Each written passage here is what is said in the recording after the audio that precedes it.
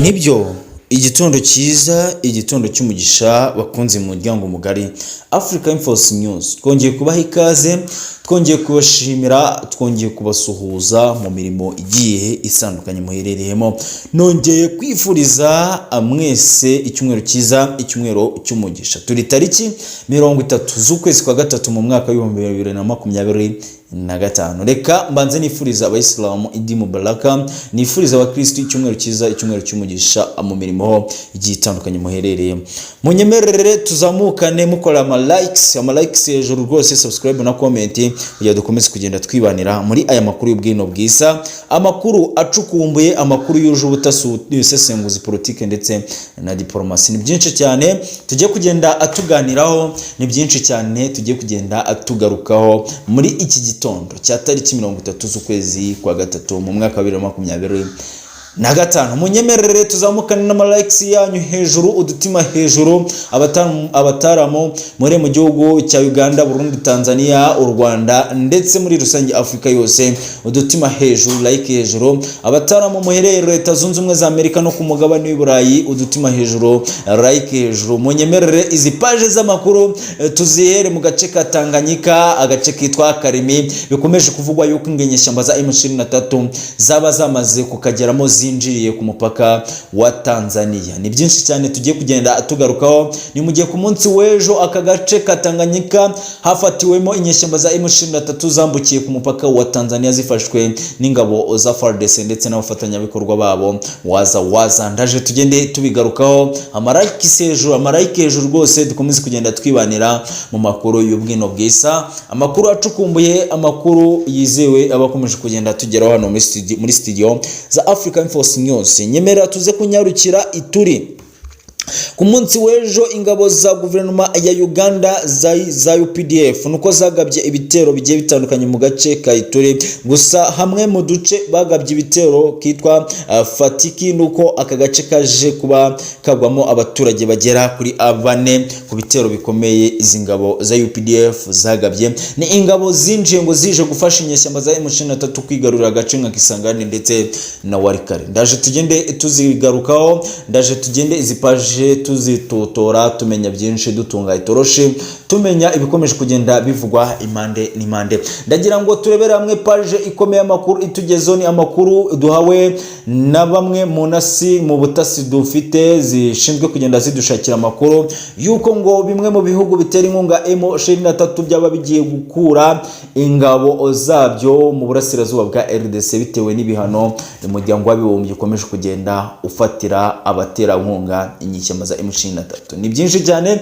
tugiye kugenda atugarukaho, ni byinshi cyane tugiye kugenda turebera hamwe kugira ngo tugende dusobanukirwa byinshi bikomeje kugenda abivugwa. Turasoreza kuri page ikomeye inyeshyamba za M23 zahamagawe iduha mu gihugu cya Qatar kuganira n'uyungu Emiri waganiriye na Felix Frombo Kisekedi w'igihugu cya RDC ndetse na Perezida Paul Kagame w'igihugu cy'u Rwanda. Ese ni ibiganiro bigiye kuganirwaho ibiki? Ni byinshi cyane turugende turebaho, ni byinshi cyane turi gukomeza kugenda dutohoza, dusobanukirwa, turebera hamwe ese niki gikwiye kugenda gikorwa hirya mu burasirazuba bwa RDC. Nyemereye tuze kunyarukira mu gace ka Bukavu turebe uko haramutse. Agace ka Kamanyora ku munsi w'ejo hiriwemo imikutano hagati y'inyeshyamba za M23 ndetse n'ingabo za Wazarendo. Magingo ya turagenda tureba uko byifashe muri aka gace ka Kamanyora. Ese societe civile mu gace ka Kamanyora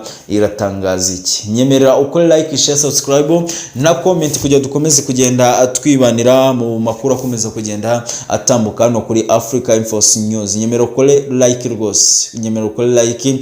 Hagataho reka mbanze nisuriza abatara mu mureye impande n'impande kandi nongere kubashimira abyimazeyo kubw'urukundo n'ubufatanye mukomeje kugenda mutwereka mukora ama likes rwose. Nongeye kubashimira, nongeye kubabwira ati muze turebera hamwe ibikomeje kugenda bivugwa impande n'impande. munyemerere izi paje z'amakuru tuzihere mu gace ka Tanganyika. Ni agace bivugwa yuko inyeshyamba za M23 zamaze kukinjira zinjiriye ku mupaka uhuza RDC n'igihugu cya Tanzania. Ni mu gihe iki gihugu cya Tanzania gikomeje gushinjwa bikomeye kugambanira igihugu cya RDC. Ni mu gihe kandi iki gihugu cya Tanzania gikomeje gufatanwa ibihanga gishyigikira M23. Bikomeje kuvugwa yuko iki gihugu cya Tanzania gikomeje kwambukirwamo inyeshyamba za M23 zikinjira ku mipaka igiye itandukanye ihuza RDC ndetse n'igihugu cya Tanzania. Ni mu gihe ku munsi w'ejo inyeshyamba za M23 abasirikare bagera kuri 2 bafashwe n'ingabo za Wazalendo ndetse n'abafatanyabikorwa babo FARDC. Ni abasirikare bafatiwe mu duce twagiye dutangaza duherereye hariya muri Tanganyika. Rero amwe mu makuru yatangajwe n'umwe mu bayobozi bahagarariye mu aka gace ka Tanganyika, umuyobozi witwa Kapende, nuko yakomeje kugenda atangaza yuko ingabo za guverinoma FARDC ndetse na Wazawaza bakwiye kuba maso muri aka gace ka Tanganyika, ko inyeshyamba za M23 zamaje kwinjira mu bice bigiye bitandukanye biherereye muri aka gace ka Tanganyika, harimo agace ka Karemi. Bivugwa yuko inyeshyamba za M23 zaba zamajije kukinjiramo ari nyinshi cyane mu bufasha bahawe n'igihugu cya Tanzania. Iki ni igihugu gikomeje kugaragara mu bikorwa byo gufasha inyeshyamba za M23. Ni igihugu nacyo gikwiye gusabirwa ibihano bikomeye n'umuryango w'abibumbye kugira ngo harebwe yuko urasirazuba bwa RDC hagarukamo umutekano urambye. Ngayo nguko rero nyemera tunyarukire mu gace ka Ituri. Ese Ituri haravugwa iki? Nuko ku munsi w'ejo masaha nimugoroba ingabo za UPDF ni ingabo za Uganda zishyigikiwe n'umugaba mukuru wazo General Muhoozi Kainerugaba. Izi ngabo zaje ku nkunga zije gutera inkunga inyeshyamba za M23 ngo kugira ngo harebwe ko bakwigarurira agace nka Kisangani ndetse n'agace ka Walikale. Ku munsi w'ejo rero nuko abasirikare 252 bagabye ibitero mu gace kafatika, nyamara ibi bitero byaje kuba byagwamo abaturage bagera kuri 4 bo muri aka gace kafatiki mu gace ka Ituri. Bivugwa yuko izi ngabo za UPDF za Uganda zikomeje guhohotera abaturage muri aka gace ka Ituri. Aka gace kigaruriwe n'izi ngabo za UPDF ubwo General Muhoozi Kainerugaba yatangazaga yuko ngo agiye kwinjiza abasirikare b'igihugu cya Uganda bakigarurira agace nka Kisangani ndetse na Walikale. Gusa hakomeje gukorwa amaporasi akomeye, amambiskade akomeye, hakomeje kubakwa ibikuta bikomeye ku ruhande rwa FARDC ndetse n'abafatanyabikorwa babo Wazalendo ndetse na Special Force y'igihugu cy'Ububiligi. Ni byinshi cyane bikomeje kugenda abivugwa nuko maginga ya Walikale rwose iri gukontororwa n'ingabo za Wazalendo, FARDC, Special Force y'Ububiligi ndetse n'abashinganahe b'Abarundi. Ni byinshi cyane bikomeje kugenda bitangazwa. Reka tunyarukire rwose kuri amwe mu matangazo, amwe mu makuru acukumbuye atugezeho yuko ibihugu bimwe bitera inkunga M23 byaba bigiye gukura ingabo zabyo mu burasirazuba bwa RDC, mu gihe umuryango w'abibumbye w'ibihugu by'umwe bw'Iburayi ukomeje gufatira ibihano bamwe mu baterankunga inyeshyamba za M23. Ayo namwe mu makuru dutohoje, namwe mu makuru duhawe n'ubutasi bukorera ku butaka bwa RDC ukomeje kugenda butugezaho uvuga yuko ngo ibi bihugu byaba bigiye gukura ingabo zabyo mu burasirazuba bwa RDC. Ni byinshi cyane bikomeje kugenda bitangazwa, natwe tukavuga ati reka tugende tubibagezaho hano kuri Africa Info News, mugende mumenya byinshi bikomeje kugenda bivugwa impande n'impande. Reka tunyarukire kuri page ikomeye, ni page iremereye mu gihe inyeshyamba za M23 zitegura ngo kujya i Doha mu gihugu cya Qatar kuganira na Emir wahuje perezida w'igihugu cya RDC Felix Tshisekedi ndetse na Paul Kagame w'igihugu cy'u Rwanda. Ni ibiganiro bikomeye, ni ibiganiro bigamije kugarura umutekano mu burasirazuba bwa RDC. Ni mu gihe Emir w'iki gihugu cya Qatar akomeje kugaragara yifuza ndetse ashaka yuko M23 yahagarara yahagarara hamwe ndetse yuko yakwicara ku biganiro ikaganira n'igihugu cya RDC hakagarurwa umutekano mu burasirazuba bwa RDC. Ese ibi biganiro biraza kugera kuki? Ni mu gihe ibiganiro Mir ndetse na Felix Tshisekedi na Paul Kagame ibiganiro bagiranye na gisubizo ndetse nta n'umuti wigeze uvamo kugira ngo intambara ihagarare mu burasirazuba bwa RDC. Ni mu gihe M23 yakomeje kugenda igaba ibitero mu bice bigiye bitandukanye mu burasirazuba bwa RDC. Bivugwa yuko ngo ibi biganiro byahuje Felix Tshisekedi na His Excellency Paul Kagame mu gihugu cya Qatar i Doha nta muti byigize bitanga ndetse ko nta n'igisubizo kigize kivamo. Ni byinshi cyane byitezwe kuri ibi biganiro bigiye kuganirwaho n'inyeshyamba za M23 ndetse na Emir w'iki gihugu cya Qatar. Ni mu gihe Emir w'iki gihugu cya Qatar akomeje kugaragara rwose yifuza guhuza izi mande zombi zikomeje kugira amakimbirane mu burasirazuba bwa RDC. Nyemera tunyarukire mu gace ka Bukavu byifashe gute? Nuko Bukavu rwose haramutse ituze, gusa bamwe mu baturage bakomeje gutakamba cyane bavuga yuko abana babo bari gutwarwa ku ngufu mu gisirikare cy'inyeshyamba za M23.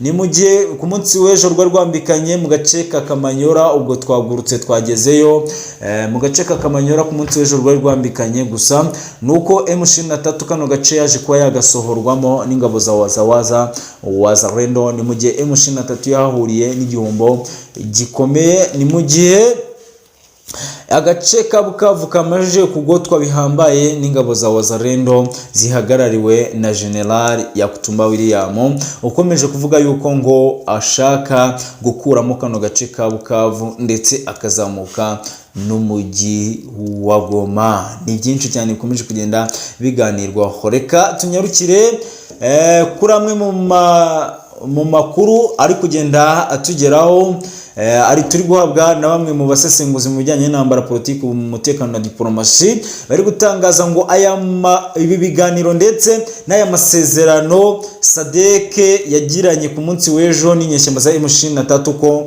ngo uyu ari umutego ukomeye inyeshyamba za M23 ziguyemo. Ni umutego ngo umaje kuba wategurwa n'igihugu cya South Africa. Ni mu gihe ngo igihugu cya South Africa kigiye kuza kwihorera bikomeye mu gihe cyakojeje isoni n'izi nyeshyamba za M23. Ibi bije nyuma yuko Felix Antoine Tshisekedi Kilombo agiranye amasezerano yo gutabarana n'iki gihugu cya South Africa. Ni amasezerano akomeye, ni amasezerano asa nkayo Felix Kilombo Tshisekedi yagiranye na Perezida Neva w'igihugu cy'u Burundi. Ese byaba bitagiye kudogera noneho mu gihugu cy'uburasirazuba bwa RDC?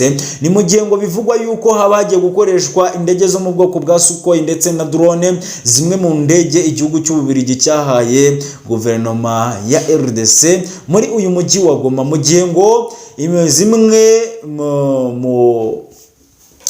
bamwe mu basirikare b'ibihugu bigiye bitandukanye bakomeje gucyurwa ku nkunga zigiye zitandukanye. Ni mu gihe SADC yo yari isigaye hariya mu mujyi wa Goma nayo yabango igiye gutaha, noneho hakaba hagiye kuba ikintu twakwita ngo umuriro, haba hagiye kuba ngo ikintu twakwita combat hagati y'inyeshyamba za M23 ndetse na FARDC n'abafatanyabikorwa babo. Ni mu gihe ngo igihugu cya South Africa cyaratinye kugaba ibitero muri uyu mujyi wa Goma mu gihe hakirimo abasirikare bacyo bakiri mu butumwa bwa Sami DRC. Ni byinshi cyane bikomeje kugenda abigarukwaho, ni byinshi cyane bikomeje kugenda bitekerezwaho ndetse ibindi bikaganirwaho, natwe tukavuga teka tugende tubibagezaho mugende mumenya byinshi byo bikomeje kugenda bivugwa hirya no hino. Nyemera izi page z'amakuru tuzisoreze ahitwa Iwarikare nuko ari amahoro rwose magingo ya hari ama operation ari gukorwa n'ingabo za Wazalendo n'abafatanyabikorwa babo. Hari kubakwa ibikuta nka Kisangani bya Special Force y'Ababiligi, hari kubakwa amambiskadi n'ingabo za Wazalendo ndetse n'abafatanyabikorwa babo babashinganahe b'Abarundi. Bivugwa yuko ngo biteguye intambara, biteguye guhangana n'ingabo za UPDF z'Abagande zifuza kugaba ibitero muri ibi bice bya Kisangani Kisangani ndetse na Warikare. Ngaye nguko rero munyemerere izi page z'amakuru tuzisubikirano, munyemerere mukore like, share, subscribe na comment kugira dukomeze kugenda twibanira mu makuru y'ubwino bwiza, amakuru acukumbuye, amakuru atohoje, amakuru yizewe akomeza kugenda atambukano kuri Africa Info News. Reka mbabwira ati cyumweru cyiza, cyumweru cy'umugisha muhaye muronke mu mirimo igiye itandukanye mugiye muherereye.